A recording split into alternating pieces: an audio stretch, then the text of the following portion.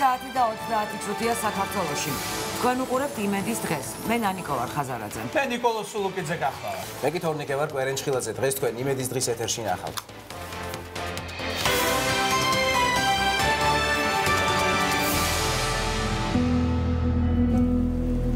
სამწუხაროდ ერთი გარდაცვლილი გოგონა 13 წლის ასაკის. სუბუქი ავტომანქანა შეჯახებული იყო სატვირთო ავტომანქანას, გარდაცვლილები იყვნენ დაახლოებით 5 პიროვნება.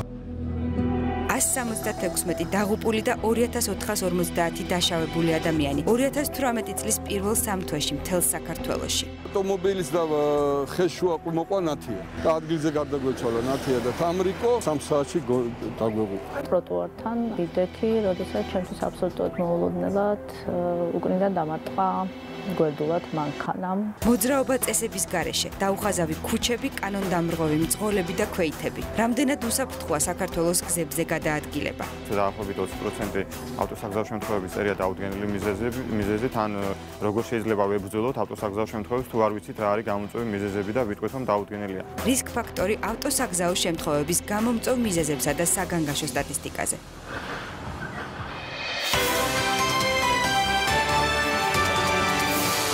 ეს იყო ჩვენი გადაცემის მთავარი თემები. იმედის დღეში ასევე ნახავთ.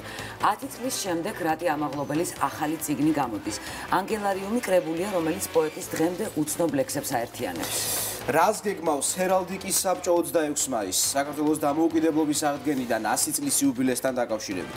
გამოფენის დეტალები იმედის დღეში. როგორ დავიკლოთ წონაში ზედმეტი ძალისხმევის გარეშე. გადაცემის მიწურულს კომპანია ტენტორიუმი ფუტკრის პროდუქტებით შემუშავებულ დეტოქს პროგრამას გაგვაცნობს.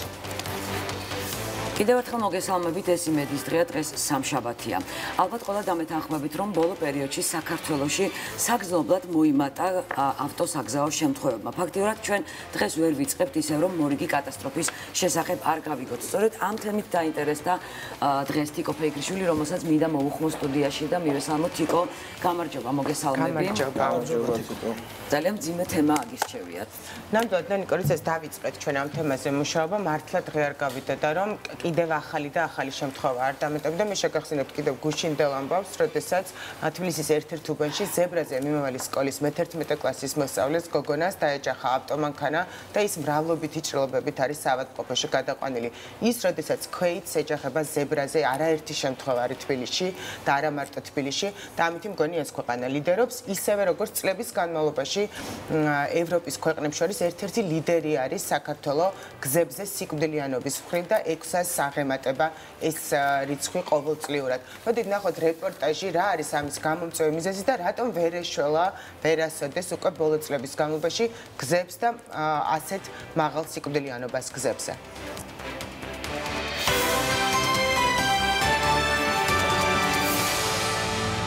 2018 წლის 8 აპრილი. ორთაჭალაში ავარიას 6 წლის ბავშვის სიცოცხლე ემსხვერპლა. სუბუქი მანქანის მძღოლმა საჭე ვერ დაიმორჩილა და გაზ-გასამართ სადგურზე შევარდა. მანქანაში მძღოლი და მისი 3 მცირეწლოვანი შვილი იმყოფებოდა. 2018 წლის 16 აპრილი. ოზურგეთი ბაილეთის დამაკავშირებელ გზაზე მომხდარი ავტოსაგზაო შემთხვევის შედეგად 13 წლის გოგონა გარდაიცვალა. 5 ადამიანი კი დაშავდა. ოპელის მარკის ავტომანქანა, რომელშიც ერთი ოჯახის წევრები იმყოფებოდნენ, სავალი ნაწილიდან გადავიდა და ამობრუნდა. 2018 წლის 5 მაისი. ქედაში მსუბუქი და სატვირთო ავტომანქანების შეჯახების შედეგად 5 ადამიანი გარდაიცვალა. 7 მაისი. არსებული ინფორმაციით კოდა წალკანინოწმინდის საავტომობილო გზაზე დაბა მანგლისთან ახლოს ავტოსაგზაო შემთხვევის შედეგად წალკიდან კოდის მიმართულებით მოძრავი მერსედესის მარკის სამარშრუტო ტაქსის მძღოლმა ვერ უზრუნველყო მოძრაობის უსაფრთხოება, გზის სავალი ნაწილიდან გადავიდა და ამობრუნდა. შემთხვევის შედეგად მიკროავტობუსის 2 მგზავრი დაიღუპა, 17 კი დაშავდა. 8 მაისი. მცხეთის მუნიციპალიტეტში სოფელ ქსანში ავტოავარიის შედეგად სამგზავრო ავტობუსის 3 მგზავრი დაიღუპა.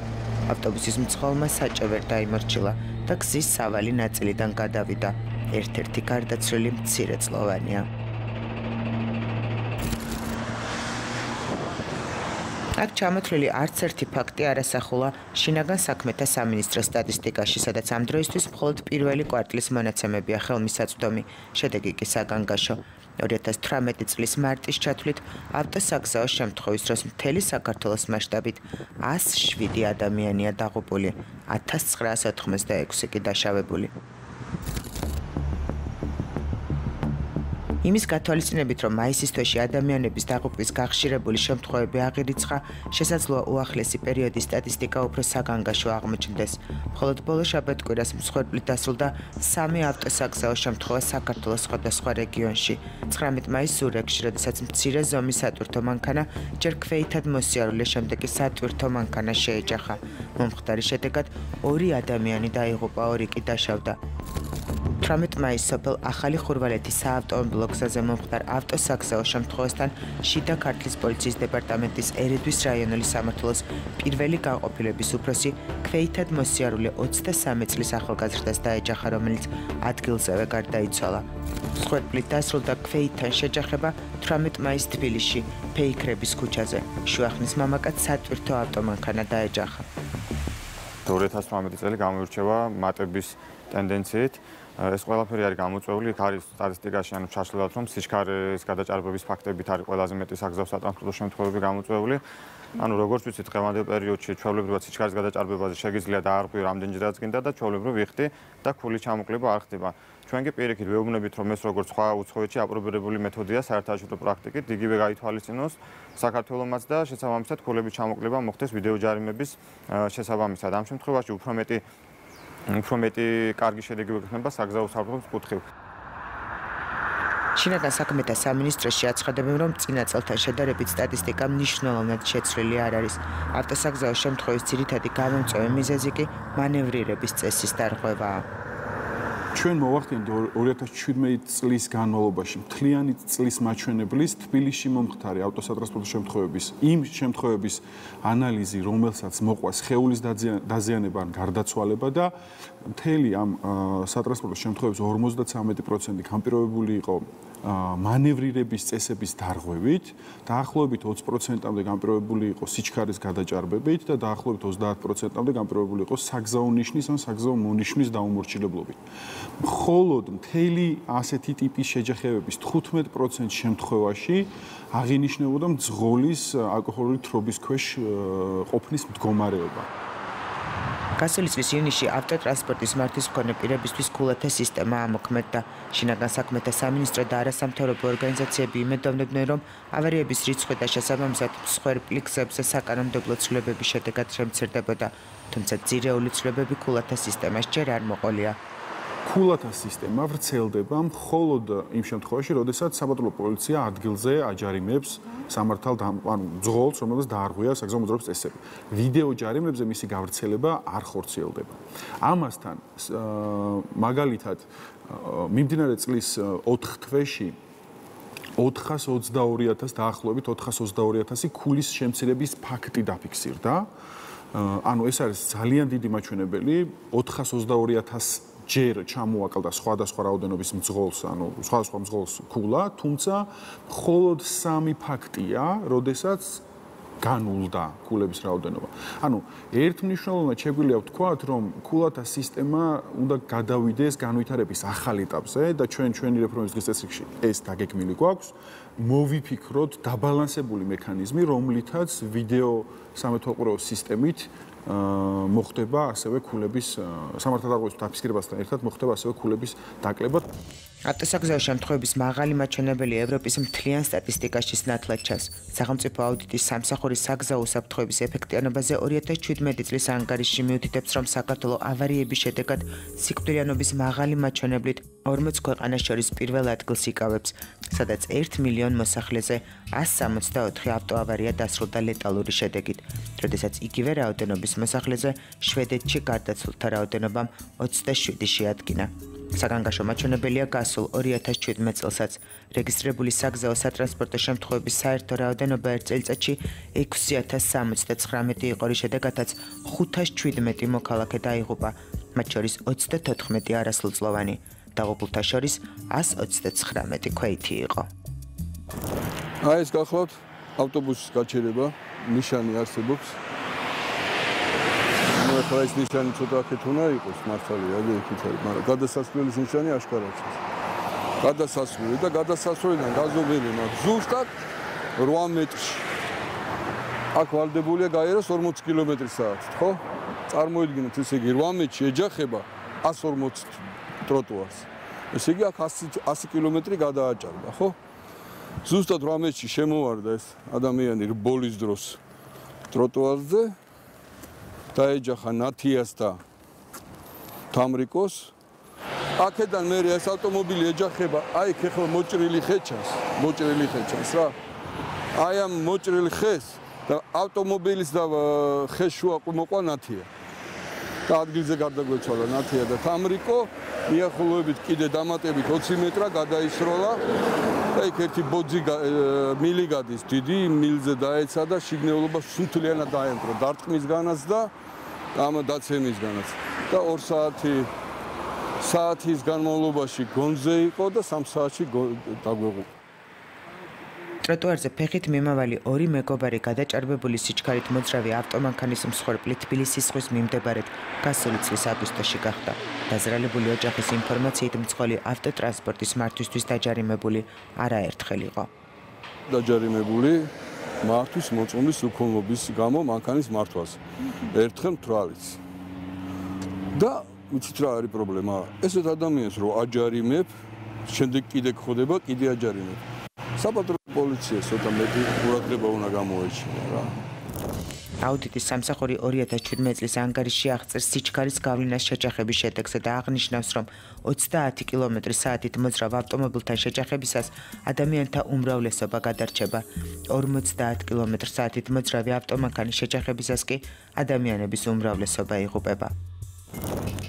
აუდიტის სამსახური 2017 წლის ანგარიშში მიუთითებს, რომ თბილისში ყველა რეგიონთან შედარებით მაღალია ქვეითთან შეჯახების შემთხვევები. ავტოსატრანსპორტო შემთხვევების სიმძიმე დაკავშირებულია მაღალი სიჩქარით მოძრაობასთან და გაუმართავ ინფრასტრუქტურასთან. ანგარიშში აღნიშნულია თბილისის მასშტაბით გამოვლენილი შავი წერტილები, სადაც ყველაზე მეტი ავტოსაგზაო შემთხვევა ხდება. შავი წერტილების გამოვლენა და შემდგომ მუნიციპალიტეტის დავალების გაცემა ეს იქნება ჩვენს მიერ სწრაფად აღმოფხვრილი პრობლემა. ის, რასაც ჩვენი მონიტორინგის შედეგად ვავლენთ, ის ინფორმაცია, რაც ჩვენთან გროვდება, შესაბამისად ვერევით და შესაბამის გადაწყვეტილებას ვღებულობთ. თბილისში ერთ-ერთ შავ წერტილად დასახელებულია კახეთის გზატკეცილი, სადაც რამდენიმე კილომეტრიან მონაკვეთს არც ერთი დახაზული საგზაო ნიშანი არ აქვს. რატომ არ არის დღემდე ეს ტერიტორია დახაზული და მოწესრიგებული შესაბამისი ინფრასტრუქტურით? მე მინდა გითხრათ, თქვენ თბილისში შეიძლება ნახოთ კიდე ეს ვიწრო ქუჩები, რომელიც დახაზული არ იყოს, მაგრამ შემამისი საგზაო ნიშნები არის განთავსებული, რის მიხედვითაც მძღოლი ვალდებულია იცოდეს საგზაო ნიშნები და დაიცვას. გარდა იმისა, ახალი ქუჩა, როდესაც კეთდება, ეს ქუჩა იყო აბსოლუტურად გამოსული წყობიდან.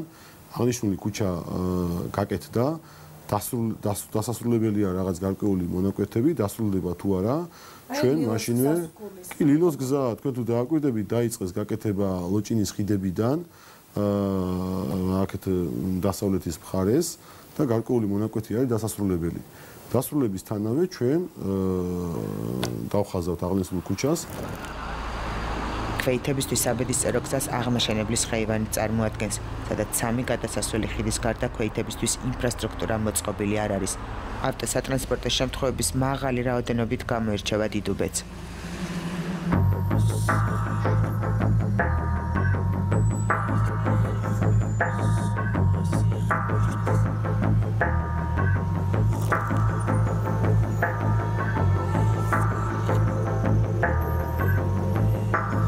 ფეხმავლების და ავტომანქანების ქაოსია შექმნილი გუდანში, მეტრო ახმეტელის მიმდებარედ.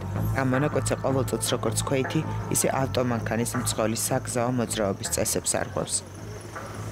ბატონო მურმან, გარღვევით გეხართ, ეს არის საგზაო მონიშნა ქვეითის გადასასვლელი, დაუშვებელია ავტომანქანის არ გაჩერება, შესაბამისად დაჯარიმდებით 10 ლარის ოდენობით და 30 დღეში ბანკში გადავიდეთ.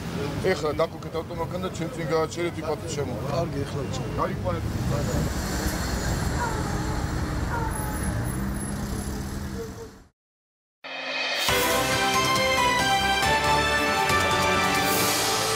თითოეულის დეტალი, რომელიც ნაჩვენები იყო ამ რეპორტაჟში, სწორედ ქმნის იმ ავარიულ სიტუაციებს და შედეგსაც ვიღებთ იმას, რასაც ვიღებთ.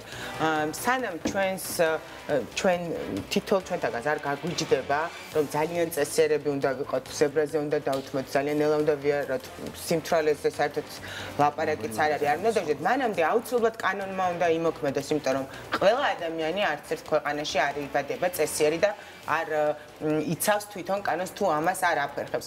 ფაქტია, რომ არაფერი წინ არ მიდის, იმ მხრივ სტატისტიკა იგივეს გვთავაზობს, რასაც გვთავაზობდა წლების წინ, რომ ყოველწლიურად საქართველოში იღუპება ასობით ადამიანი და მათ შორის სადღაც 20% არიან მცირეწლოვნები. ჩვენ შემოგვერთა სტუმარი, პირველი სტუმარი, რომელთანაც ერთად ვისაუბრეთ, რატომ არ იცვლება მდგომარეობა საქართველოს გზებზე.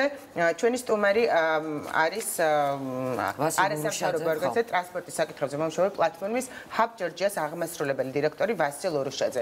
ბატონო ვასილ, თქვენ რეპორტაჟსაც უყურეთ, ბოლო კადრზეც მინდა გავამახვილო ყურადღება. ერთ-ერთ შავ წერტილად არის მიჩნეული ეს აუდიტის დასკვნითაც შინაგან საქმეთა სამინისტროც ამას ამბობს.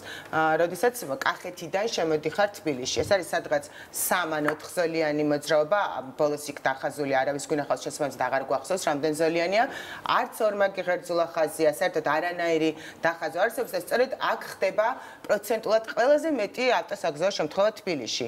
ძალიან ისე უკავშირდება ერთმანეთს, ხო? მე ამბობს, რომ პატარა ქუჩებზე არ უნდა დავხაზო, მაგრამ არც იმ ქუჩებს არ ხაზავენ. რამდენად ამითი რომ დავიწყოთ, ინფრასტრუქტურა და დახაზვა რამდენად არის მიზეზი ერთ-ერთი გახშირებული ავტოსაგზაო შემთხვევების. დიახ, მოგესალმებით, მადლობა მოწვევისთვის. ნამდვილად ეს არის ერთ-ერთი ყველაზე მნიშვნელოვანი პრობლემა დღეს ჩვენს ქვეყანაში, საგზაო მოძრაობის უსაფრთხოება და ჩვენ წლები ამ პრობლემაზე ვსაუბრობთ. თანხმდებით იმაზე, რომ ეს პრობლემა თითოეულ ჩვენთაგანს გვეხება, პრობლემა ყველა ჩვენთაგანშია, მაგრამ რეალურად არსებობს სახელმწიფო, არსებობს მთავრობა, რომელმაც უფრო მეტად უნდა აიღოს პასუხისმგებლობა და უფრო მეტი უნდა გააკეთოს იმისთვის, რომ ეს პრობლემა მოგვარდეს და არ იყოს იმ მდგომარეობაში. აი, სწორედ ეს არის მთავარი პრობლემა ამ პასუხისმგებლობის აღების, იმიტომ რომ ჩვენ წლებია გვესმის, რომ შინაგან საქმეთა სამინისტრო არის ერთ-ერთი ყველაზე აქტიური რაღაც ცვლილებებისკენ, ესე ვთქვათ, რაღაც რეფორმებს ატარებს, იყო მნიშვნელოვანი ნაბიჯები წინ გადადგმული. ძალიან სამწუხაროა შინაგან საქმეთა სამინისტრო, რომელიც პირდაპირ არის პასუხისმგებელი, არ მოდის, ვთქვათ, პირდაპირ ეთერში, თუნდაც იმისთვის, რომ გაგცეს კითხვებზე პასუხები. მაგალითად, არაერთი მცდელობის მიუხედავად, დღეს ჩვენ ვერ მოვიწვიეთ ისინი სტუდიაში იმ მიზეზზე, რომ ელაპარაკა, რატომ არ იცვლება მდგომარეობა გზებზე. ძალიან სამწუხაროა, როდესაც პასუხი არ გაქვს უწყებისგან, მაშინ ცალმხრივად ილაპარაკო და ვთქვათ, თუნდაც ბრალდება წაუყენო, ხო, ამ უწყებას. გეთანხმებით, ამ შემთხვევაში მე დამცველი ვერ გამოვდგები შინაგან საქმეთა სამინისტროზე, თუმცა უნდა აღვნიშნო, რომ შინაგან საქმეთა სამინისტრო არ არის პასუხისმგებელი საგზაო მოძრაობის უსაფრთხოების პოლიტიკაზე. ანუ კომპლექსურად. შინაგან საქმეთა შინაგან არც მერია, შინაგან საქმეთა სამინისტრო არის ერთ-ერთი უწყება, რომელიც უფრო არის აღმსრულებელი და არა პოლიტიკის გამტარებელი. ის რომ შინაგან საქმეთა სამინისტრომ ბოლო წლებში თავის თავზე აიღო ინიციატივა, თავად დაიწყო კანონპროექტზე მუშაობა, რეფორმაზე მუშაობა, ეს იყო მათი კეთილი ნება, იმიტომ რომ რეალურად შინაგან საქმეთა სამინისტრო უნდა ატარებდეს პოლიტიკას. ისინი მიკერძოებულებიც არიან ხშირ შემთხვევაში და რეალურად მათი მხრიდან პოლიტიკის გატარება არ არის მიზანშეწონილი. პოლიტიკა ვინ უნდა გაატაროს მაშინ ახლა დავიწყოთ და შემდეგ მივიდეთ უკვე სამინისტრომდე. დღეს ტრანსპორტის და ლოგისტიკის პოლიტიკის დეპარტამენტი არის ეკონომიკის სამინისტროში, ანუ ჩვენ არ გვაქვს ტრანსპორტის პოლიტიკა, გვაქვს დეპარტამენტი, რომელიც არის ესე ვთქვათ ეკონომიკის სამინისტროს კურირების ქვეშ და ეს არის ყველაზე დიდი პრობლემა რეალურად არ მარტო საგზაო მოძრაობის უსაფრთხოების კომპონენტში, არამედ ნებისმიერ საკითხში, რაც ტრანსპორტს ეხება, ყოველთვის ეს დეპარტამენტი წლებია უკვე და ეს შეიძლება 10-15 წელია ესე გრძელდება. არის პასიური, ანუ არასდროს არ იღებს პასუხისმგებლობას, თქვენს ალბათ დამეთანხმებით.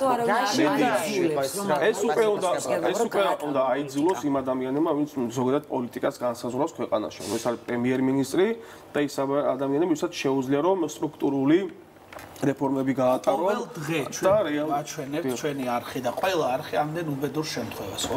მე მესმის, რომ ძალიან დიდი წელია სამოქალაქო პასუხისმგებლობაზე, თვითონ დამოკიდებულება, რომ გარდა იმისა, რომ შენ სიცოცხლეს წირავს, სხვას რასერჩი და აუბედრებ, მაგრამ ამ ყველაფერს ძალიან ხმამაღლა თუ არ ვილაპარაკეთ, მართლა საგანგაშო შეიძლება ნათქვამი იყოს სიუჟეტში, რომ ერთ-ერთ ბოლო ადგილზე ვართ, ხო? ამიტომ ძალიან მნიშვნელოვანია ეხლა, რომ ყველამ თავისი დამოკიდებულება. და ამიტომ ანუ რეალურად ერთია, რომ გვაქვს პრობლემა და ამ პრობლემას სჭირდება პრობლემის მომგვარებელი. და ჭირდება გეგმა თუ როგორ უნდა მოვაგვაროთ ეს პრობლემა. თქვენ ალბათ რომ თავარი პრობლემა არის ის რომ პოლიტიკა არავის არ გაუყარებია. პრობლემები ამით იწყება, რომ უამრავი პრობლემა არის, შემდეგ რომ ჩავყვებით დეტალურ დონეზე ინფრასტრუქტურა, ანუ ზოგადად ამის შემდეგი პრობლემა არის ის, რომ თუ თქვენ არ იქნება პოლიტიკა, ჩვენ ვერ მოვაგვარებთ მდგომარეობას გზებზე. ძირითადი მიზეზი, მოდი მიზეზებზე გადავიდეთ, თქვა ჩვენ ახლა ამას ეკონომიკის სამინისტროს პოლიტიკას ესე ამ წუთას ვერ შევცვლით. შინაგან საქმეთა სამინისტრო აცხადებს, რომ პირველი 4 მიზეზი რის გამოც ყველაზე მეტი ავტოსაგზაო შემთხვევა ხდება, ეს შემდეგ ჩამონათვალი ეს არის, რომ არასწორი მანევრირება, სიჩქარის გადაჭარბება, ნასვამი მძღოლი საჭესთან და დაუდგენელი მიზეზი და ეს დაუდგენელი მიზეზი არის მგონი ის, რაზეც ვერ ხვდებით დღემდე, რატო არის ამდენი მსხვერპლი. რატო ვერ ადგენს მიზეზს სამინისტრო? ეს არის უკვე ნომერ მეორე ყველაზე პრიორიტეტული პრობლემა, ანუ რეალურად ჩვენ არ ვიცით დღეს რატომ ხდება ავტოსაგზაო შემთხვევები. ისიც რომ მითითებული არის არასწორი მანევრი, ანუ არასწორი მანევრი არის ძალიან ზოგადი, რამ განაპირობა არასწორი მანევრი. ინფრასტრუქტურის გამომართავობა იყო, მძღოლის დაუდევრობა იყო, მესამე პირის მონაწილეობა იყო, შეიძლება უამრავი მიზეზი შეიძლება იყოს მაპროვოცირებელი, რამაც გამოიწვია არასწორი მანევრი.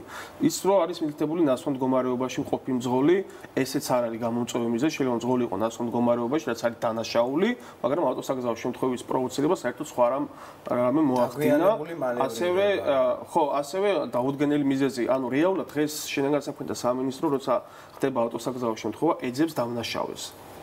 თუ გამოულინა სიჩქარის გადაჭარბება, ვინც გადააჭარბა, ის არის დამნაშავე და სტატისტიკაში ეს ხდება, არასწორი მანევრირება სტატისტიკაში მიდის ნასვამ მდგომარეობაში. ეს არის დამნაშავე და შემდეგ თუ დამნაშავე, რა თქმა უნდა, თუ დამნაშავე ვერ იპოვეს, ეს მიდის დაუდგენელ მიზეზში. და რეალურად ხო, ანუ მნიშვნელოვანია, რომ ჩვენ როცა ავტოსაგზაო შემთხვევა მოხდება, გამოვიკვლიოთ მიზეზები და შემდეგ ამ მიზეზებს ვებრძოლოთ და არა უბრალოდ დამდგარ ფაქტს. სამათ იყოფა, ანუ ავტოსაგზაო შემთხვევების, ესე ვთქვათ, მოკვლევის ეტაპები. ერთი არის მაპროვოცირებელი მიზეზი, რომელიც შეიძლება საერთოდ არ ჩანდეს, აი მაგალითად, მესამე პირმა, რომელმაც არ რაღაც ისეთი მანევრი გააკეთა, რომლითაც აიძულა სხვა მძღოლი, რომ მას რაღაცა სწრაფი რეაგირება მოეხინა. ამ დროს ის საერთოდ არ ფიგურირებს ავტოსაგზაო შემთხვევაში, მაგრამ გამომწვევი მიზეზი რეალურად ის იყო, ხო? რატო ვერ ადგენს პატრული ავარიებს, რეკლამის ავარიების გამომწვევ მიზეზებს, ამაზე გავაგრძელოთ საუბარი რეკლამის შემდეგ. ჩვენ შემოგვერთება ასევე ჯოზეფ ალექსანდრე სმიტი, ის გახლავთ ორგანიზაცია IRF-ი წარმომადგენელი და ალბათ ყველაზე კარგად ის გვეტყვის, რა პრობლემები გვაქვს იმ ადამიანებს, ვინც დღეს ფეხით დავიარებით ქალაქში. რამდენიმე წუთში დაგიბრუნდებით დროებით.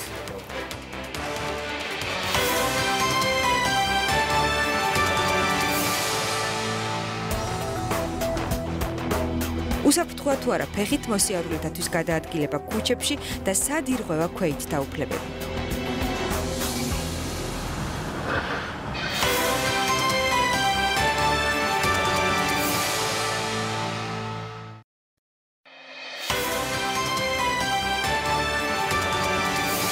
იმედის დაბრუნდა პირდაპირ ეთერში, ჩვენ შემოგვერთა ორგანიზაცია IRF ფეხით წარმომადგენელი ჯოზეფ ალექსანდრ სმიტი. ჩვენ მასთან ერთად ვისაუბრებთ ქვეითის უფლებებზე, თუმცა რეკლამამდე საუბრობდით პატრულზე, ბატონო ვასილ, რომ დავასრულოთ, თქვათ, მიზეზები, რასაც ვერ ვადგენთ და რატო ვერ ვადგენთ.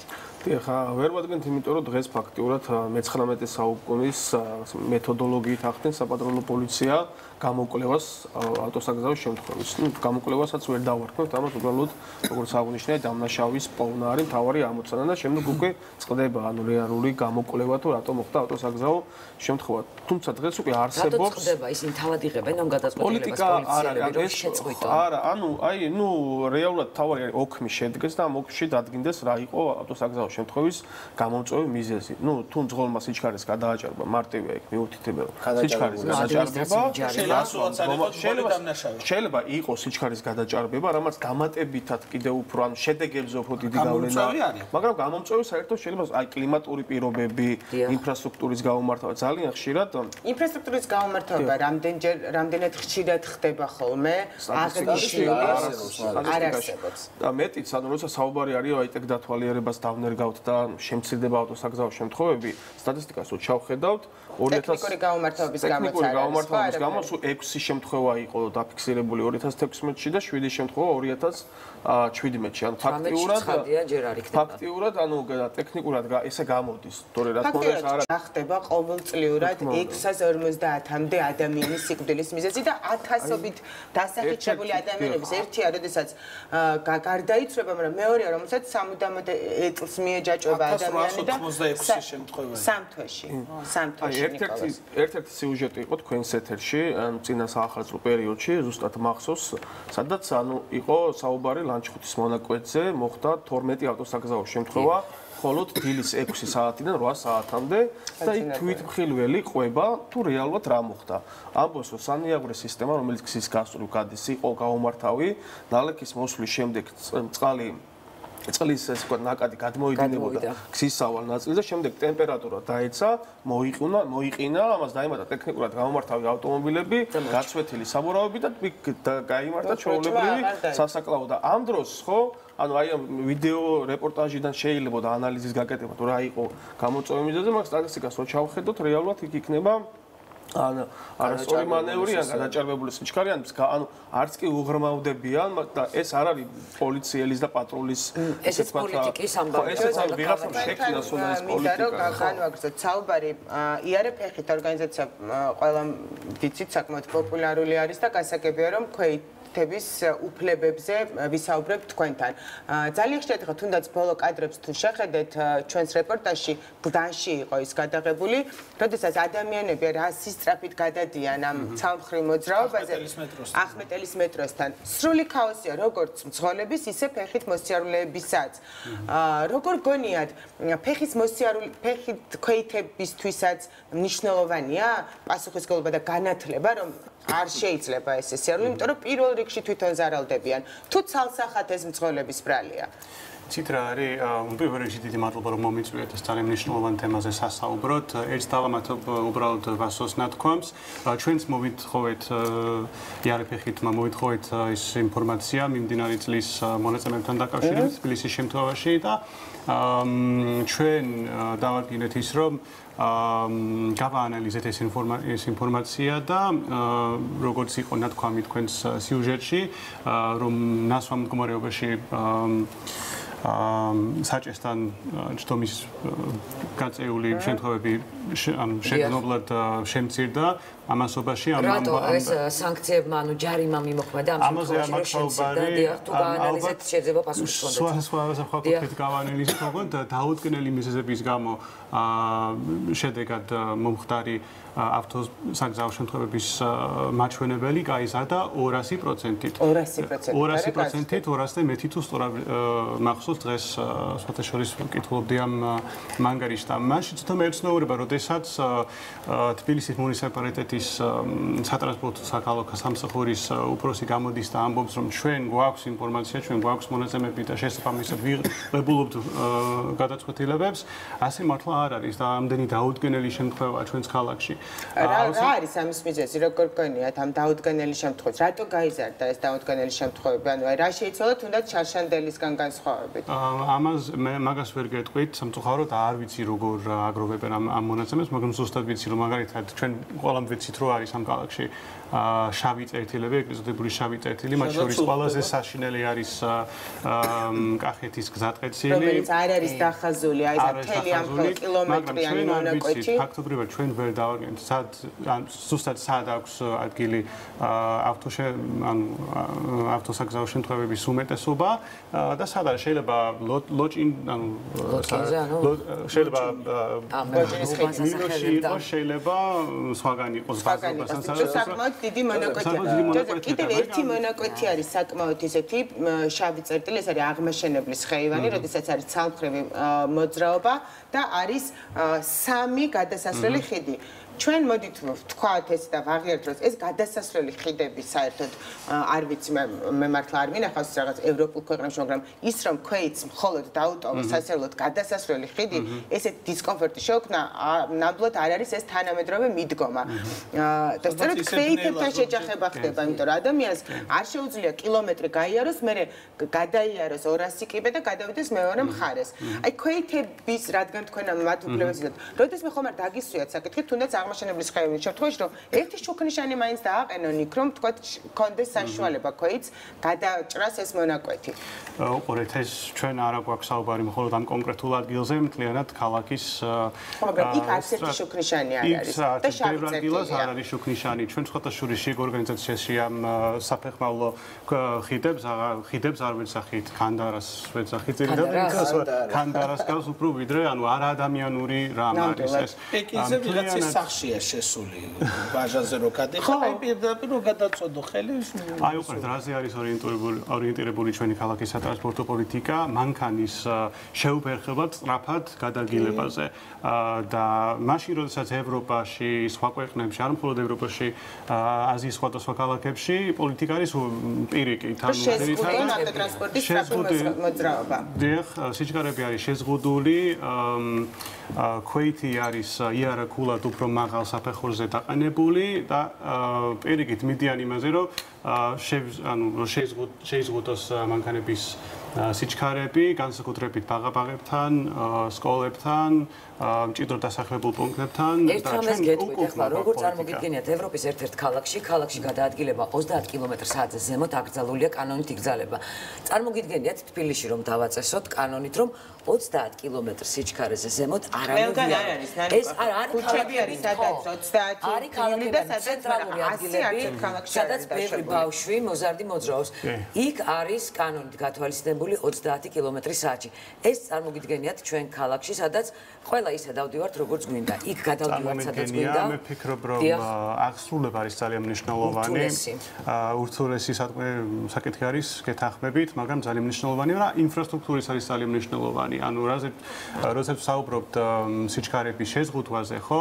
ესაც არის ინფრასტრუქტურული საკითხი, არის საფეხმავლო კუნძულები, სავალი ნაწილი არის შემცირებული და ასე შემდეგ. აი ჯოზეფ, წლებია უკვე საქართველოში ცხოვრობ. მე მაინტერესებს, როგორ მიდგომას ემხრობ ის, რომ ვიღაცებმა კანონი შეადგინონ და გითხრან, რომ აი შენ დაგაჯარიმებ ციხეში ჩაქსვამ, თუ უფრო მეტად გააქტიურდეს საინფორმაციო კამპანია. საინფორმაციო კამპანიაა გამოსავალი თუ კანონით შებოჭილი ადამიანი? მე პირადად ვფიქრობ, რომ ორივე ერთად არის ძალიან მნიშვნელოვანი. ჩვენ კანონმდებლობა გვაქვს ხარვეზიანი, თუმცა დასახვეცი აუცილებლად, მაგრამ არ ვარ იმის მომხრე, რომ ვთქვათ, დიდი რაოდენობის ჯარიმები დავაწესოთ და არ აღვასრულოთ. აღსრულება არის აბსოლუტურად ყველაფერი და მაგაზე უნდა ვიმუშაოთ, მაგაზე გვაქვს სერიოზული სამუშაო. მაგრამ ესეც მნიშვნელოვანია სამუშაო საინფორმაციო კამპანიები, განსაკუთრებით იმაზე შეიძლება გავაკეთოთ აქცენტირება იმაზე, რომ ჩვენი ბავშვები ხო არის ჩვენთვის ყველაზე ძვირფასი რამ ცხოვრებაში და იმაზე რო გავაკეთოთ აქცენტი, კარგი იქნება. მაისი მაგალითად ახლა რეპორტაჟში 15 წუთი იდგა გადასასვლელ ზებრაზე მანქანა და პატრული მივიდა და 10 ლარი დააჯარიმა. რამე ლოგიკურია ეს ჯარიმა. შეიძლება 10 ლარი ღირდეს ზებრაზე, ესე დატოვა მანქანა და წავიდა. 10 ლარი და პლუს მე მაგალითად აღარც მანქანას დავახვედრებდი. ხო, იმდენ ადამიანს შეუქმნა პრობლემა რეალურად. თან უკულტურობა არის და არ ვიცი მე ეს რადენის თავხედობა ზებრაზე აჩერებ მანქანას მიდიხარ მოდიხარ და მე 10 ლარიან ჯარიმა. სულ გავაჩერებ ზებრაზე მაშინ, ხო? აი რაღაცა ხო უნდა არსებობდეს, ვინც უკულტუროა და ვისაც ამის შეგნება არ აქვს. და ძალიან მნიშვნელოვანი თანმიმდევრული პოლიტიკა. ანუ ჩვენ გვახსოვს ერთი პერიოდი, ნუ ერთია რომ 10 ლარიანი ჯარიმა არსებობს დღეს არასწორად გომაგაჩერების წესების დარღვევის გამო და მეორე არის 200 ლარიანი ჯარია, რომელიც ანუ ძალიან ისეთ ფუნდოვანია რომ თუ საცობი შექმენით, მაშინ 200 ლარით გაჯარიმებენ, ხო?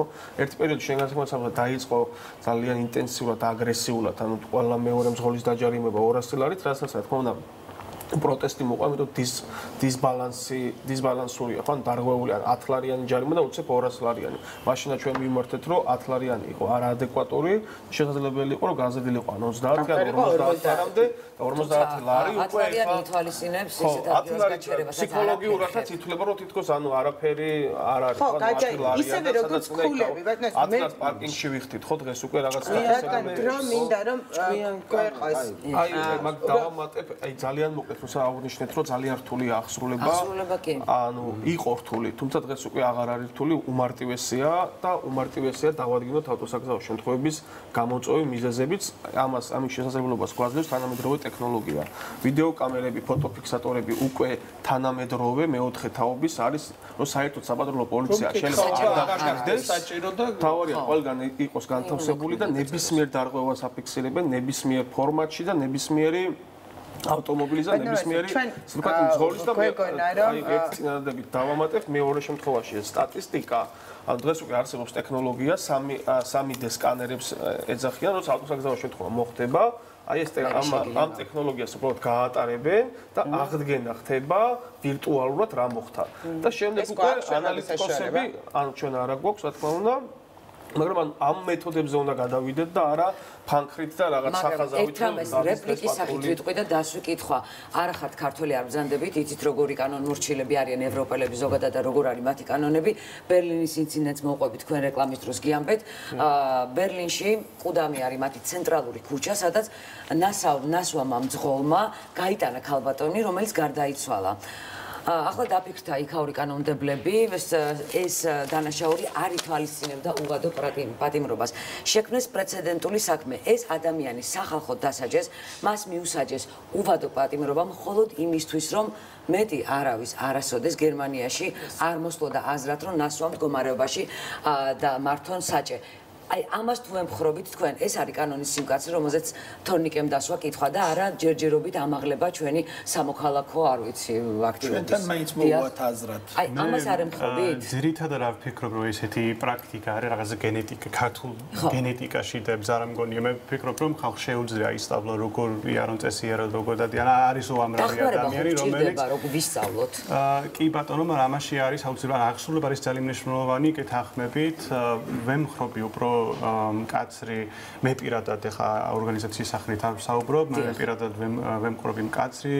ჯარიმები მკაცრი აღსრულება მე ამის მეტი რა გითხრათ ანუ შესაძლოა სამის ერთ-ერთ ძირეულ რეფორმად თulis როდესაც შემოიღო ჭკვიანი კამერები და ქულების სისტემა რეალურად რა მოგცა ქულების სისტემა მით უფრო როდესაც ჭკვიანი კამერების მიერ აღნიშნული დარღვევა ქულების სისტემაზე არ აისახება ანუ მე ჩაოლებრივად გადავიხდი 25 ლარს და ამით არაფერი არ დამაკლდება. ისე როგორც ვიხდიდი ადრე. მე მხოლოდ მაშინ დამაკლდება ქულა, როდესაც პატრული გამაჩერებს კონკრეტულ ჯარიმას და ხა პატრული ყოველ წამს ვერ გამაჩერებს. ანუ რამდენად ეს იყო თუ არა?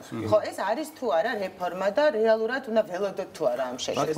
წინ გადადგმული ნაბიჯი იყო და გარკვეული შედეგიც მოგცა პირველ 3 თვეში, დარღვევების რაოდენობა შემცირდა, ნუ რაღაც ფსიქოლოგიური გავლენა იყო, მაგრამ შემდეგ გავიდა რომ რეალურად ეს ასკულა ძალიან ბევრია და არავინ რაღაც 12 ადამიანი იყო სულ ვინც დაკარგა ეს მართლმორწმუნე და თქმა უნდა ისევ გაგრძელდა იმ ინტენსივობით დარღვევები როგორც ქონდა მაგრამ ანუ ამანაც არ იმუშავა ესე ძალიან რომ ველოდებოდით რომ რაღაცა შეცვლა იმუშავებს ესე ვთქვათ ფრაგმენტულად რაღაც ინიციატივა ანუ კომპლექსური მიდგომა არის საჭირო და მუდმივად ყოველთვე რაღაც სიახლეს უნდა ნერგავდეთ ყოველთვე რაღაც ახალ სტანდარტზე უნდა გადავდიოდეთ და მუდმივ რეჟიმში ამ საკითხზე უნდა მუშაობდეს რეალურად ჩვენ ნახეთ რომ შინაგან საქმეთა სამინისტროში ისიც ანუ არ დავასახელებ სახელდაგვარს გარკვეული თანამდებობის პირების პირადი ინიციატივა უფრო იყო რომ აიღეს საკუთარ თავზე და იმუშავეს და ჩადეს ენერგია და რაღაც რეფორმები დაანგეს შემდეგ რა თქმა უნდა ცვლილებებიც მოხდა ეხა აღარ არის ეხა მიუხედავად იმისა რომ ეხა ინტენსიურად მუშაობენ მაგრამ მაინც იმ ინტენსივობით არ არის როგორც იყო ასე ვთქვათ წინა პერიოდში. ანუ მაინც ფრაგმენტული გამოგვივიდა. სახელმწიფო არ არის სისტემაზე დამყარებული და აგებულია პიროვნებებზე, რაც ქმნის პრობლემას ყველა რგოლში და ყველა ნაწილში. თუმცა პიროვნებებიც საჭიროა იმისთვის, რომ ანუ სისტემები შექმნან, რომ სისტემა თავის დარ შეიქმნება და ეს პიროვნება უნდა იყოს ვიღაცა ვინც პასუხისმგებლობას აიღებს რა პრობლემას. სამოქალაქო საზოგადოების ორი წარმომადგენელი ხართ, რომლებიც მეტნაკლებად ჩართული ხართ ამ პროცესებში. აი, რო ჩამოვაყალიბოთ ეს თეზისებად, ფაქტია, რომ გამოსავალი ძალიან სწრაფად არის მოსაძებნი, იმიტომ რომ ყოველწლიურად ძალიან ბევრ ადამიანს ვკარგავთ და ესენი არიან ახალგაზრდები, ძირითადად 40 წლამდე, სტატისტიკის მიხედვით 40 წლამდე მცირეწლოვნები, რაც ყოველზე გულსატკენია ამ შემთხვევაში. აი, გამოსავალი ესეთი სტრატეგია თუ გააქვთ თქვენთვის, რა უნდა იყოს, აი მოკლედ რომ ჩამოგვიყალიბოთ.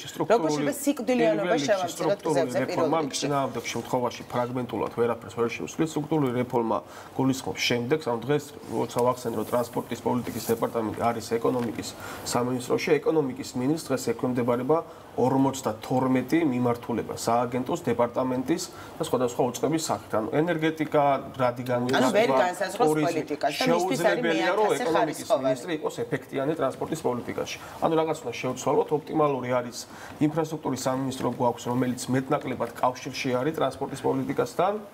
შეგვიძლია ოპტიმიზაცია გავაკეთოთ, ანუ ხარისხი ავწიოთ ტრანსპორტის პოლიტიკის, გადავიტანოთ ეს ინფრასტრუქტურის სამინისტროში, ინფრასტრუქტურის სამინისტრო აქციოს ტრანსპორტისა და ინფრასტრუქტურის სამინისტრო, სადაც უკვე მინისტრი გვეყოლება კარგი, ცუდი თუ როგორ ეს მეორე უნდა განვიხილოთ, რომელიც პასუხისმგებლობას აიღებს. ძალიან გავაკეთოთ იმისთვის, რომ ყველა ადამიანი აღარ გაიტანოს ზებრაზე. ეს არის პირველი ეტაპი. პრემიერის გადაწყვეტილება ჩამოყალიბდეს სამინისტრო უნდა არის ქვეყანაში მაგალითად ცალკე სამინისტრო ტრანსპორტის აი მაგალითად ამ რო ავიღოთ მაგალითად ხო შეერთებული შტატები აიღოთ შეერთებული შტატებში არის ტრანსპორტის სამინისტრო წარმოგიდგენთ იქაც კონფლიქტურად თვლიან იმ ტრანსპორტის პოლიტიკა შეიძლება წინააღმდეგობაში და კონფლიქტში მოდიდეს ტრანსპორტის უსაფრთხოებასთან და არსებობს ტრანსპორტის უსაფრთხოების ნაციონალური საბჭო რომელიც ანუ პირდაპირ აი აკონტროლებს ტრანსპორტის სამინისტროს რომ იქ ისეთი გადაწყვეტილებები არ მიიღოს რაც უსაფრთხოება ან წარმოგიდგენთ რადგან ჩვენ არც ტრანსპორტის სამინისტრო ამერიკა ადამიანია ჩვენ ანუ რეალურად არ გაიგოს და ტრანსპორტის სამინისტრო არ შექმნას კიდე და არ იმას საკუთარ შექმნაზე კი არ არის საუბარი უბრალოდ ხარისხი უნდა ეს გასაგებია ჩვენ აქ სამთავრობო ცვლილებებს ვერ ჩავედრებთ მე მართლა მაინტერესებს აი ძალიან მყისიერი გადაწყვეტილება რა შეიძლება მივიღოთ რომ პასუხისმგებლობა ავიღოთ ხვალიდან და აი დღეიდანვე შემცირდეს რაოდენობა აი გუშინდელი ამბავი ბოლო რაც იყო ხო სკოლის მოსწავლეს ზებრაზე დაეჯახა ავტომანქანა და მრავლობითი ჭრილობებით გადაიყვანეს მოტეხილობებით გადაიყვანეს საავადმყოფოში ზებრაზე სწრაფად მიმავალი ავტომანქანა. აი ამას რა უნდა ვუყოთ, თორე ტრანსპორტის სამინისტრო ეს მთავრობამ ეს გეგმა ძალიან დაგვიანებულია, გუშინ წინ უნდა გაეკეთებინა. თუ არ გავაკეთეთ, ფაქტია რომ ამ შენეგებზე ვერ გავდივართ. მე ვფიქრობ, რომ მერიას აქვს შესაძლებლობა, რომ ხვალვე თუ უნდათ გამოვიდნენ და თქვან, რომ ჩვენი ქალაქის სატრანსპორტო პოლიტიკა იქნება ადამიანზე, ხვალინდელ დღეიდან იქნება ადამიანზე ორიენტირებული და მორგებული და ჩვენ შესაბამისად ეს არ არის რაღაც არ უნდა მოვიგონოთ რაღაც ახალი ხერხები და რაღაცები ან უკვე არსებობს მრავალი ქვეყნის და ქალაქის გამოცდილება, არსებობს უკვე ესეთი რეფორმების პაკეტი, ასე ვთქვათ, რაც შეიძლება შემოღობოთ აქ თბილისში და მე ვფიქრობ, რომ ამას ეს გვაჩვენებს სერიოზულ შედეგს. მე მინდა დაგიბრუნდეთ ერთი კითხვა, ხო თქვენ დამისვით ერთი კითხვა და ვერ მოვასწარი პასუხის გაცემა. კვეთების დაჯარიმებაზე. მე ვფიქრობ, რომ ქალაქში სადაც ქვეით ფეხით მოსარულს არ აქვს ელემენტარული შესაძლებლობა, რომ გადადგილდეს, ფეხით გადადგილდეს და გზაზე გადავიდეს. ან ტროტუარიც არ არის ეს შემთხვევაში. ან ტროტუარიც არ არის. ამ ასეთ ქალაქში ჩვენ არავითარ შემთხვევაში არ უნდა ვისაუბროთ ქვეითების დაჯარიმებაზე. ეს არის აბსურდული და ძალიან უცნაური. ჩვენ გვესმის ძალიან ხშირად ამასთან დაკავშირებით, მაგრამ მაშინ როდესაც არის ეგრეთ წოდებული ქანდარები, ანუ ეს გადასასვლელი ხიდები, რომელიც არის თვითონ არის საშიში და მიწის ქვეშ გადასასვლელები, სანამ ეს მდგომარეობა ქუჩებში არ შეიცვლება, მაშინ არავითარ შემთხვევაში არ უნდა ვისაუბროთ ქვეითების დაჯარიმებაზე. იმას მაინც უნდა მივახციოთ, რომ ტროტუარებზე მაინც არ დავაყენოთ მანქანები პირველი ქვეითისთვის, მე ვფიქრობ, რომ ეს იქნება ძალიან წინ გადადგმული ნაბიჯი. ძალიან მიყოს რომ ამას საუბრობ 2018 წელს რომ მანქანას ტროტუარზე ნუ გავაჩერებთ, მაგრამ სამწუხაროდ ჯერ კიდევ ძალიან უკან ვართ 2018 წელთან შედარებით. ერთადერთი ქალაქი მგონია თბილისი, სადაც ფეხმავალ ადგილზე მანქანები თავისუფლად გადაადგილდებიან. დიდი მადლობა თქვენ სტუმრობისთვის. იმედი მაქვს, რომ მცირედით მაინც შევამცირებთ ამ მართლაც და საგანგაშო სტატისტიკას, რაც გზებზე ხდება. დიდი მადლობა თიკო, შენ დიდი მადლობა მობრძანებისათვის, მართლაც ყოველი სამშაბათი ჩემთვის და მე მინდა რომ საზოგადოებისთვის იყოს შეხსენება, იმიტომ რომ ჩვენ სულ ველოდებით რომ ვიღაცამ რაღაცა სიმკაცრე დააწესოს. როცა ჩვენ თვითონ გავაცნობიერებთ რომ ჩვენ უქმნით ჩვენი თანამოქალაქის სიცოცხლე საფრთხეს, ბევრად უფრო გამოსწორდება მდგომარეობა და ბევრად უფრო ჩავდგებით ნორმალური ქალაქების რიცხვში. ამიტომ როდესაც ხდებით საჭესთან დაფიქრდით, რომ იქ შეიძლება სხვისი შვილი იდგეს და თქვენ მათ სახლში შვილი არ დაუბრუნოთ. მოკლედ ეს იყო ჩვენი ამ ნაწილის მთავარი თემა. ჩვენ ახლა რეკლამას უთმობთ, რომ რეკლამის შემდეგ ჰერაკლდიკაზე ვაგრძელებთ საუბარს მოგეხსენება დამოუკიდებლობის 100 წლის იუბილეის აღსანიშნავად. არა ერთი ღონისძიება იგეგმება 26 მაისს ოპერის ბაღში. გამოიფინება ძალიან საინტერესო ნამუშევრები და ამ ყველაფერზე ბატონი მამუკა გონაძე ისაუბრებს ჰერალდიკის საბჭოს თავმჯდომარის მოადგილედ. დროებით.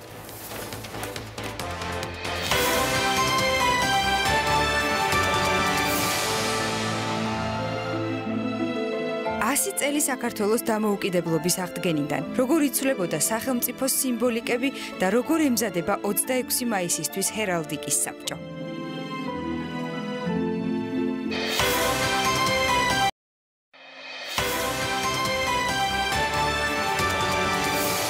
დავუნდით პირდაპირ ეთერში და ახლა იმედის დღის ეთერში აფრიალდება დროშები.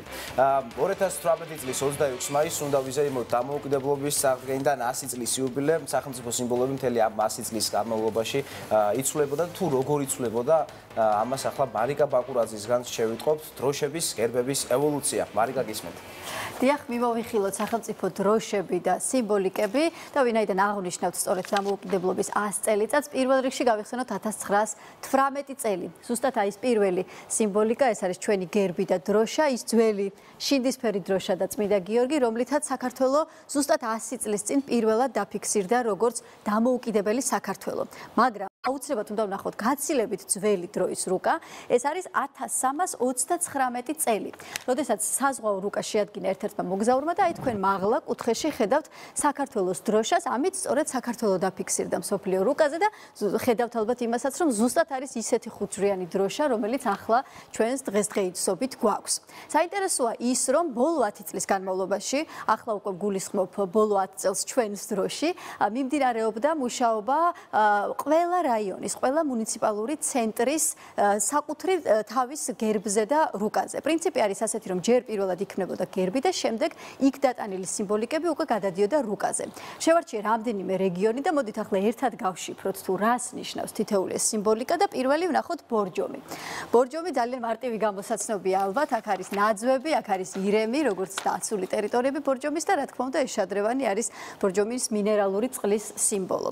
ვნახოთ შემდეგი სლაიდი, ეს უკვე გახლავთ ჭიათურა და ჭიათურაში გარდა იმისა, რომ ტაძარს, ჯვარს და კაცხისვეც ხედავთ, რომელიც ჭიათურის ერთ-ერთი სიმბოლო არის, აი ეს სამი ეგრეთ წოდებული ურიკა აღნიშნავს მაღაროელებს, რადგან ჭიათურაში საკმაოდ ბევრი მაღაროელია და მაღაროც არის. ასე შედგა ჭიათურის გერბი და შემდეგ უკვე რუკა, რომელსაც ჩვენ ქვემოთ ხედავთ. ეს უკვე ლანჩხუთი არის, ლანჩხუთის მთავარი სიმბოლიკა გახლავთ ლელობურთი, ალბათ არც არის გასაკვირი და ასევე რა თქმა უნდა არის მთები და არის ზღვა. სხვათა შორის არა მხოლოდ რუკაზე და გერბზე, არამედ ზღვასთან დაკავშირებით ლანჩხუთზე იმასაც ამბობენ, რომ თუ კარგი ამინდია და ჩვენ ლანჩხუთის რაიონში მივდივართ და ნასაკირალიდან გადავიხედავთ, აუცილებლად დავინახავთ მზის ჩასვლას ზღვაში. კიდევ ვნახოთ რამდენიმე მათგანი, ეს არის უკვე შემდეგი მესტია. მესტიაში მთავარი ნაწილი დაეთმო ოქროს მოპოვებას. ყველა მიცით, რომ სვანეთში მოიპოვებდნენ ოქროს და ზუსტად ის ძველი სიმბოლიკა, ასე ვთქვათ, გამოისახა, როგორც ხდებოდა ოქროს მოპოვება და აი ეს სვეტი, ასე ვთქვათ, აუცილებლად უნდა ვახსენო, უკაცრავად. ეს კოშკი აუცილებლად უნდა ვახსენოთ, ეს არის ზუსტად იმ ფორმის კოშკი, როგორც ვახუშტი ბაკუტონიშვილის ატლასში იყო დატანილი სვანეთი. შემდეგი სლაიდი უკვე ეძღვნება ჩვენს ძვირფას თორნიკეს. თორნიკე, აი ასე გამოიყურება შენი ბათუმი, თავის გერბით და თავისი დროშით. რა თქმა უნდა, ეს ზოლები ძირითადად აღნიშნავს სპორტს და საზღვაო ნაწილს ამ ქალაქის მმართველობისა და აი ეს სამი ოქროს მონეტა უკვე ნიშნავს იმას, რომ ავტონომიური რესპუბლიკა არის ბათუმი. შემდეგ ნიკოლოზ, შენი ჯერი მოდის, აბა ვნახოთ სამტრედიის სლაიდი. ნახე როგორ გამოიყურება. სამტრედიის გერბი არის ეგრეთ წოდებული მოლაპარაკეტიბის გერბი, ეს ნიშნავს აღნიშნავს იმას, რომ თვითონ გვეუბნება მტრედიც რაიონის სახელს, ასე ვთქვათ, მტრედი გამოსახული არის სამტრედიაზე, ზუსტად ასე. ზუსტად ამავე პრინციპით ალბათ ლოგიკურად იქნებოდა ნანიკო შენი საყვარელი თბილისიც, ალბათ მე ვფიქრობ, რომ ხოხობი უნდა იყოს, ხო, მტრედის ადგილას. ყველა წესით უნდა იყოს ხოხობი ალბათ. მაგრამ საინტერესო ის არის, რომ თბილისს ჯერჯერობით არ გააჩნია გერბი. ახლა ჩვენ ნახავთ ერთ ზოგად სლაიდს, სადაც უკვე ყველა რაიონს და ცენტრებს ერთად წარმოვიდგენთ. მოკლედ, აი ესეთი არის საერთო სურათი და თუ რატო არა აქვს თბილის საკუთარ გერბი, ამაზე უკვე თქვენ განაგრძობთ საუბარს სტუმართან ერთად. მადლობა მარიკა, მარიკა ბაკურაძემ ძალიან საინტერესოდ აგვიხსნა ყველაფერი და გვაჩვენა რაც მთავარია. ახლა ჩვენ სტუმართან ერთად გავაგრძობთ დროშაზე და გერბებზე საუბარს. ჰერალდიკის საბჭოს თავმჯდომარის მოადგილე მამუკა კონგაძე მე შემოგვიერთა. მოგესალმებით, მადლობა რომ მონაწილეობთ გადაცემაში. თბილის რატომ არ აქვს გერბი? მოგესალმებით. დავიწყეთ. აქ იყო საუბრები სხვადასხვა მუნიციპალიტეტების სიმბოლოებზე და ესე მარტივად იყო ეს ყველაფერი, მაგრამ ეს იყო უდიდესი შრომა, ჩადებული წინააღმდეგობები, წლების განმავლობაში მიმდინარეობდა თითოეულ სიმბოლოზე მუშაობა. და თბილის დღეს აქვს ემბლემა თავისი. ემილ ბურჯანაძის. ცნობილი მხატვრის ძალიან კარგი ემბლემა, მაგრამ ის არ არის თავისი შინაარსი და გამომსახულობით არ გახლავთ გერბი და მას აქვს თავისი ისტორია, ის შექმნილია 1988 წელს. და მაშინ ჯვრიანი დროშის გამოჩენა და ამის გამოჩენა ჩვენთვის იყო ძალიან დიდი ამბავი, თუმცა დარღვეული არის გარკვეული ჰერალდიკის პრინციპები და ესე რომ ვთქვათ წესები. სწორედ ამიტომ არ შეიძლება ჩაითვალოს ის. რა პრინციპებია დარღვეული? ძალიან დიდი საგანია, ძალიან დიდი საუბრის საგანია, ჩვენ რომ დავიწყოთ ეს ხვალ კიდევ ეს გაკეთდა თბილისელობის დაჯილდოვებისთვის, რომ გადაეცათ ეს ემბლემა და გასაღები და უნიკალური ნამუშევარი. ძალიან კარგი სიმბოლოა. 26 მაისს. მაგრამ გერბი ცოტა სხვა გახდა. 26 მაისს რა მოხდება, როგორ აღნიშნავთ დროშების კუთხით და ჰერალდიკური კუთხით? ჩვენ საბჭოს წარმოადგენს თავის გამოფენას, ეს არის მოძრავი გამოფენა, რომელსაც ჩვენ მუნიციპალიტეტებში მართავთ მთელი საქართველოს მასშტაბით და ასევე უცხოეთში. და ეს გამოფენა წარმოდგენილი იქნება ფალიაშვილის პარკში, ანუ სადაც ფალიაშვილის ძეგლია, ოპერის გვერდით. აქ იქნება გამოფენილი როგორც მუნიციპალური სიმბოლოები, ასევე ჯილდოები და იქნება გამოფენილი პირველად ისტორიული დროშები, უკვე ნატურაში დამზადებული, აი იმ რუკებთან ერთად, სადაც ეს დროშები არის წარმოდგენილი, ასე რომ ძალიან საინტერესო იქნება. კიევშიც იგეგმება ერთი ღონისძიება, რა ღონისძიება ამას რო ვისაუბროთ? მოგეხსენებათ, ეს უკრაინაში საქართველოს საელჩოს ინიციატივით იმართება ესეთი აქცია.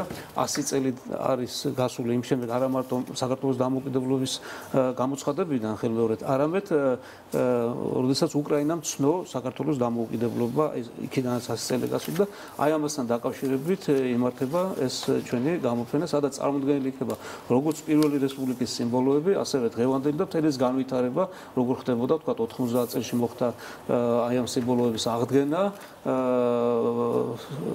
პირველი რესპუბლიკის სიმბოლოების აღდგენა, მაგრამ სახეცვლილებით, აი სახეცვლილება, ყველაფერი ყველა ნიუანსურად ეს იქნება განხილული აი ამ გამოფენაზე და წარმოდგენილი. ძალიან დიდი მადლობა. წარმატებებს გისურვებთ, ძალიან საინტერესო საქმეს აკეთებთ. ახლა უნდა გადავიდეთ დღის რეცეპტზე და ნუცა ბაიაძე შემოგთავაზებს მორიგ კერძს. წარმატებებს.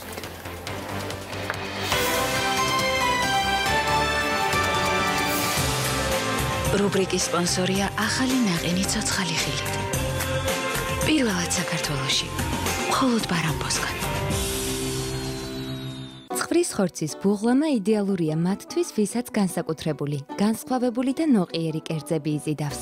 მის მოსამზადებლად დაგჭირდებათ 500 გრამი ცხვრის ან ბატკნის ხორცი, 1 თავი ხახვი, 500 გრამი კანგაცლილი პომიდორი, 30 გრამი კარაქი, 300 გრამი კარტოფილი, კინძი, მარილი. პირველ რიგში ხორცი და კარტოფილი საშუალო ზომის ნაჭრებად, ხოლო ხახვი წვრილად დავჭრათ. ქვაბში ხახვთან ერთად მოვათავსოთ კარაქის პატარა კუბი. დავამატოთ ხორცი, კარტოფილი, პომიდორი, მარილი და წვრილად დაჭრილი კინძი. დავახუროთ თავსახური და დაბალ ცეცხლზე ვხარშოთ. დაველოდოთ კარტოფილის და ხორცის მოხარშვას და გადმოვდგათ ცეცხლიდან. ცხვრის ხორცის ბუღლამა მზად არის. გემრიელად მიირთვით.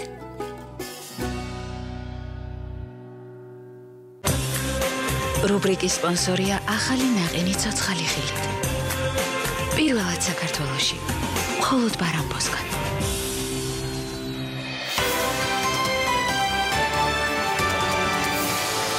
დიდი მადლობა ნუცას ძალიან საინტერესო თემით ვაგრძელებთ გადაცემა საწლიანი პაუზის შემდეგ რიგით მეოთხე წიგნს უშვებს რატი ამაღლობელი და ექსკლუზიურად ჩვენ შევძლებთ ახლა მოვისმინოთ ამონარიდები ამ წიგნიდან რომელსაც მარიამ ჯანელიძე ესაუბრა მოდით მოვუსმინოთ რატს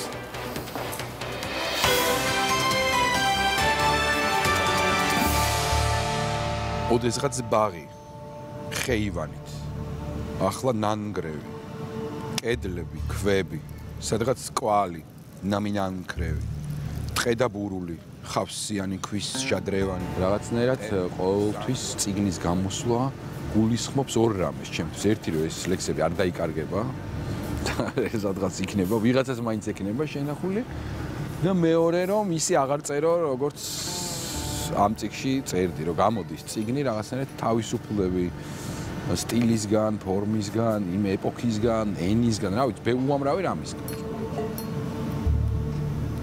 წიგნს ქვია ანგელარიუმი, რაღაცა ეს არის ანგელოსების ერთგვარი გერბარიუმი, რა წარმოიდგინოთ. ამ ანგელოსებსაც ერთმანეთთან მიმართებაში აქვთ დრამატურგიული კავშირი. ანუ წიგნი იკითხება როგორც წიგნი და არა ცალკეული ლექსების კრებული. 10 წელია ამას წერდი. მიუხედავად იმისა, რომ დიდი დრო ჩანს 10 წელი, მე ვფიქრობ პოეზიისთვის ეს არ არის რაღაც ბევრი, იმიტომ რომ პოეზია არ არის სამსახური, მიხვიდე დღეში ორი ლექსი დაწერე და მე ყოველ 2 წელიწადში გამოვახვიდე. არ ვიცი, ჩემთვის ყოველ შემთხვევაში ეს პრინციპში ბუნებრივი რიტმია. ჩემი ცხოვრების ნახევარ გზაზე გამომეღვიძე საკუთარ ბნელში. სარდაფის შიდა სინესტით სავსე ყნოსავს სინათლეს და ვეძებ გეშით ჩემიდან ჩემ რაღაცას რო წერ 1-2-3 დღე უნდა გადადო ასე გახსნა თავიდან შეხედო და ცხელ გულზე არ უნდა ილაპარაკო არც ერთ ტექსტზე და ის ტექსტი თუ გადაურჩა მაგალითად შენ 3 დღის შემდგომ სიფხიზლეს და კრიტიციზმს თუ გადაურჩა ძალიან კარგია ესე იგი შეიძლება გააგრძელოს თავისი არსებობა. თითოეულ შემოქმედ ავტორს ყავს იდეალური მკითხველი, რომელთანაც აზიარებს, უთანხმებს. ოღონდ ეს იდეალური მკითხველი არის შიგნით. მას შეიძლება დავარქვათ ალბათ ესთეტიკური სინდისიც, ან ეთიკური სინდისიც, ან პოეტური სინდისიც შეიძლება. იმასთან გაქვს შენ საქმე. ამას აქში უკვე 40 გადავწდი, ნაკლებად ფიქრობ კითხველს. ძალიან ეგოისტური ხარ. საკუთარ თავთან მიმართ საკუთარი ამოცანები გაქვს, საკუთარი სიამოვნებები გაქვს წერის დროს, ანუ რაღაცა კონკრეტული გამოწვევების, როდესაც ჯერ დაისახავ, რა ის უნდა შეძლო და მე ამას თუ გადალახავ, ან ვერ გადალახავ, აი ეს შეგრძნებები, ეს განცდები ძალიან მნიშვნელოვანია. არ ვიცი რა მინდა, ალბათ პატარა დამინდა, ღმერთო დამინდა, ამინდა, ანი ბანი, განიდა მინდა, ამოუძრე განიდა. სიცოცხლე მინდა თავიდან, სიკვდილი მინდა, არ მინდა, არა როგორმე გავუძლებ, არა როგორმე ავიდა. პირველი ჩემი წიგნის პრეზენტაცია რო იყო, უამრავი ადამიანი, უამრავი გულწრფელი ადამიანი, უამრავი რაღაცა, მოლოცვა ისე მოხდა. და ბოლოს წავედი, მახსოვს მარტო დავრჩი და სამარშრუტო ტაქსები იყო. მაშინ რაღაც სხვა ესეთი ყვითელი არ იყო რაღაც. ყველა სამარშრუტო ტაქსი ინდივიდუალურია. სხვადასხვა დიზაინის, ერთიანი ასე თქვა. დიზაინი არ ქონდა. მახსოვს რომ გავაჩერე სახლში წავსულიყავ, სრულად მარტო აღმოჩნდი. და ჯიბები რომ მოვიჩხრი კი არ მქონდა სამარშრუტო ტაქსის საფასურის გადახდის შესაძლებლობა. პირველივე ამ ძალიან დიდ წარმატებაზე ძალიან აღმოჩნდი სრულად მარტო, სრულად საკუთარ თავთან და ბედნიერი ვარ ამ სიმარტოვეს, იმიტომ რომ იმ მარშრუტკაშივე აღმოჩნდა რომ შეიხარ ეხა მარტო და შეიძლება იმის რა ქვია სამარშრუტო ტაქსიც ვერ გადაიხადო. და მძღოლს უთხარი რომ ძალიან დიდი ბოდეში ესე მომივიდა, არა უშვილო, ახ პატარა ვიყავ რას ამბობ, მიგიყვან სახლამდე. აი რომ უნდა დაწყებულიყო იქვე დამთავრდა. და ეს არავის ბრალი არ არის, ეს ისეა.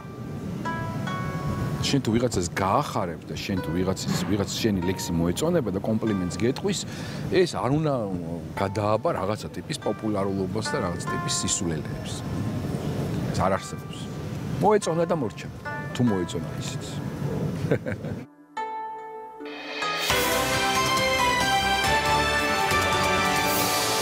20 27 მაისი 18 საათი მოსწავლე ახალგაზრდობის სასახლეში გაიმართება რატის წიგნის პრეზენტაცია. ვილოცავთ ახალი კრებულის გამოცემას და თქვენ შეგიძლიათ მიხვიდეთ პრეზენტაციას და პირადად შეხვდეთ მონადრებულ პოეტს. დიდი მადლობა თორნიკე, ახლა კი უნდა გადავიდეთ კიდევ სხვა თემაზე, დეტოქს პროგრამა, რომელსაც გვთავაზობს ამ შემთხვევაში კომპანია ტენტორიუმი. მე მინდა ჯერ სტუმრებს მივესალმო და შემდეგ უფრო კონკრეტულად ვისაუბროთ ამ დეტოქსზე. ნონა ხარბედია, ექიმი მედიცინის დოქტორი და ხატია ურიგაშვილი, რომელმაც სწორედ ამ დეტოქს პროგრამით 14 კილოგრამი დაიკლო. მოგესალმებით, მადლობას მოგახსენეთ მობრძანებისთვის. მოდით ქალბატონო ნონა, თქვენით დავიწყოთ. პირველ რიგში აგვიხსენით, რა არის ეს თქვენი დეტოქს პროგრამა? დეტოქს პროგრამა, ეს არის პროგრამა, რომელიც შედგება ორი ეტაპისგან და ამაში შედის რამოდენიმე პროდუქტი. ეს პროდუქტი არის დამზადებული ფუტკრის პროდუქტებისგან და საერთოდ დეტოქს პროგრამა, ეს არის პროგრამა, რომელიც ჩვენი ორგანიზმიდან გამოდევნის ტოქსინებს, მავნე ნივთიერებებს, ზედმეტ სითხეს, მოგვიგვარებს ნივთიერებათა ცვლას, ნივთიერებათა ცვლის მოგვარების ხარჯზე უკვე ხდება წონის კორექცია, ენდოკრინულ სისტემაზეც ზემოქმედებს, ცხიმებს დაგვიწვავს, აგვიმაღლებს იმუნიტეტს, დაგვიქვეითებს მადას, მოკლედ ყველაფერს იმას, რაც ჭირდება. იცით, აი დეტოქს პროგრამა ეს გახდომა ყოველთვის ასოცირებულია რაღაც შეზღუდვებთან, რაღაც უხერხულობასთან. დეტოქს პროგრამა ეს ის პროგრამა, რომელიც მოგვიხსნის ამ უხერხულებას და მიგვაღწევინებს იმ შედეგს, რაც გვინდა. ეხლა დარწმუნებული ძალიან ბევრ საინტერესოს ამდენი ეტაპისგან შედგება და ხანგრძლივობაზეც ვკითხოთ. კი ბატონო, დეტოქს პროგრამა შედგება ორი ეტაპისგან. პირველი ეტაპი ეს არის 3 დღიანი ეტაპი, როდესაც მხოლოდ ჩვენს პროდუქტებს, ფუტკრის პროდუქტებს ვღებულობთ და ზუსტად ამ დროს ხდება ორგანიზმის სწრაფი კლება, ამ დროს ხდება ზედმეტი სითხის გამოდევნა, ტოქსინების გამოდევნა, საჭმლის მომნელებელი სისტემის მოწესრიგება, მეტაბოლიზმის დაჩქარება, ხოლო შემდეგ გადავდივართ უკვე მეორე ეტაპზე. მეორე ეტაპი ეს არის გრძელდება წონის კლება, მაგრამ ამავე დროს გრძელდება იმ შედეგის შენარჩუნება, რომელსაც ჩვენ მივახციეთ. რასაკიდან არის შესაძლებელი, რომ ადამიანმა მიიღოს თქვენი დეტოქს პროგრამა? აი ამ პროდუქტები 12 წლიდან. 12 წლიდან. ჩამოგვითვალოთ უშუალოდ რა პროდუქცია საუბარი, აი საერთოდ 2 კილოს ხედავ და ერთ მოყავს. დიახ, ეს ორი დრაჟეა, ესე იგი ერთი დრაჟე აპიელიტე, სპეციალურად შერჩეული ფიტოკომპონენტები და ფუტკრის პროდუქტები, ზუსტად რომ არაერთხელ გავიმეორე, არეგულირებენ ნივთიერებათა ცვლას, რის ხარჯზეც ხდება აუცილებელია. ხდება ენდოკრინული სისტემის გაუმჯობესება, ფუნქციონირების გაუმჯობესება, ასევე გამოდევნის ზედმეტ სითხეს, რომელიც ასევე ძალზე მნიშვნელოვანია დეტოქს პროგრამის დროს. ამავდროულად აქვეითებს მადას, რადგან ის შეიცავს ადვილად შეთვისებად ნახშირწყლებს, რომელიც ენერგიით გვავსებენ, იმუნიტეტს გვიმაღლებენ, გვიხსნიან ქრონიკულ დაღლილობას. მეორე პროდუქტი ეს არის აპიფორმულა 3, რომელიც უშუალოდ ხელს უწყობს პანკრეასის გააქტიურებას, პანკრეოსეკრეტორული ფერმენტების ასევე ძალზე მნიშვნელოვანია. ეს ხატია ეს ყველაფერი და ადგილზე გავიგე, მანამდე რა თქმა უნდა უკვე. მოიჭა დაასრულოს და მე ხატია მეტაბოლიზმს აჩქარებს და მინდა ხაზი გაუსვა, რომ აპიფორმულა 3 ეფექტურია იმ შემთხვევაშიც, თუ წონის მატება გამოწვეულია ჰორმონალური დარღვევებით. ამ შემთხვევაშიც ეფექტურია. მოდი თავად ხატიას ვკითხოთ, ჩვენ ვთქვით, რომ 14 კილო დაიკლო ჩვენმა სტუმარმა სწორედ ამ პროგრამით. როგორ მიხვედი აქ ამ 14 კილო რითი მოიმატე? მოდი ჯერ დავიწყოთ მიზეზით. ნუ მიზეზი იყო წონის პრობლემა არასოდეს არ მქონია მანამდე, გარკვეული პერიოდი საზღვარგარეთ გადავედი საცხოვრებლად და ნუ რიტმს იცვლი ჩვეულებრივად როგორც ხდება სტრესი, აკლიმატიზაცია, ხო ნივთიერება. არა, ბურგერების ჭამა არ ყოფილა, ეს იყო უფრო აკლიმატიზაციის და ნივთიერებათა ცვლის დაღვევის ბრალი და ნუ ფაქტურად ისე გამოვიდა, რომ 3 თვეში 14 კილო აი არსაიდან ესე მოვიმატე. ამ დროს არ შორის არც დიეტები, მithumetes ცადეთ დიეტები. კი, იქვე ეს არის ემირატები, დუბაი. ხო და ესეც საკმაოდ რთული კლიმატური პირობებია იქ და უარესია დიეტები და შესაბამისად, ანუ აზრი არ ქონდა. უკან დაბრუნებისას, როდესაც საქართველოში დავბრუნდი, მაინც არ იკლებდა წონა, იმიტომ რომ როცა ნივთიერებათა ცვლა დარღვეულია, ხო, რა თქმა უნდა, ჰორმონალური დისბალანსია, შესაბამისად რთულია ძალიან დაკლება. და მეგობრებისგან გავიგე, რომ ანუ არის ესეთი კომპანია, რომელსაც აქვს ესეთი ძალიან ჯანსაღი პროგრამა.